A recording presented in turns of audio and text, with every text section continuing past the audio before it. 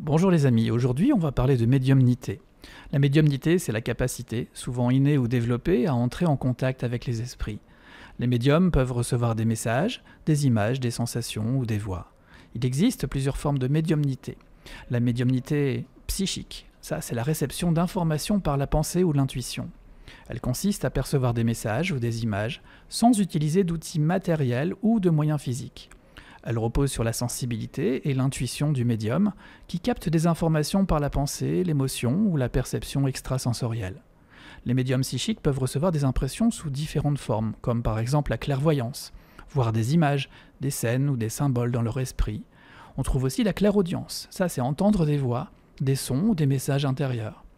On trouve aussi la clairsentience, ressentir des émotions, des sensations ou des présences.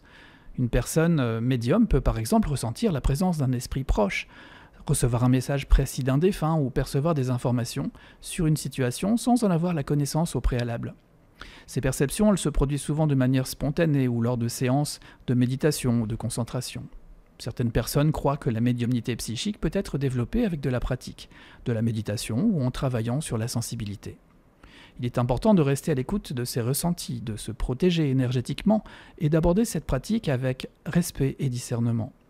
La médiumnité psychique peut aider à apporter du réconfort, à obtenir des réponses ou à mieux comprendre des situations difficiles. Elle est souvent utilisée dans le cadre de consultations spirituelles ou pour entrer en contact avec des êtres chers disparus. La médiumnie physique, elle, ça c'est la manifestation d'événements matériels comme des mouvements d'objets ou de voix. La médiumnité physique, c'est une forme de communication avec les esprits qui se manifeste par des phénomènes matériels ou visibles, souvent lors de séances ou de rassemblements. Contrairement à la médiumnité psychique, elle implique des manifestations tangibles et souvent spectaculaires. La médiumnité physique désigne l'ensemble des phénomènes ou des esprits où des entités manifestent leur présence par des moyens matériels, visibles ou audibles, souvent dehors de la conscience directe du médium. Ces phénomènes peuvent inclure des mouvements d'objets, des voix, des apparitions ou des bruits inexplicables. Alors il y a des manifestations d'objets aussi, des déplacements, des apparitions, des voix électroniques, ce qu'on appelle aussi EVP, c'est-à-dire Electronic Voice Phenomena, où des voix apparaissent dans des enregistrements lors de séances. On peut parler de TCI aussi, de phénomènes lumineux, d'apparitions, de bruits inexpliqués, des claquements, des coups, des rires, des autres sons qui ne peuvent être attribués à aucune cause naturelle. Ces phénomènes sont souvent considérés comme la manifestation de l'énergie ou de la volonté des esprits pour communiquer de manière plus concrète. Ils peuvent se produire lors de séances de spiritisme, dans des lieux chargés d'histoire ou lors de rituels spécifiques. Certains médiums ou groupes spécialisés cherchent à provoquer ou accueillir ces manifestations. Les pratiques associées, donc, c'est les séances de spiritisme, les tables tournantes, comme on dit, ou les cercles de communication sont des exemples où la médiumnité physique peut se manifester. Comment peut-on se protéger des énergies négatives? Ça, c'est important. Alors, il y a quelques méthodes que je vais vous évoquer. Donc, la prière et la méditation, ça, c'est le premier.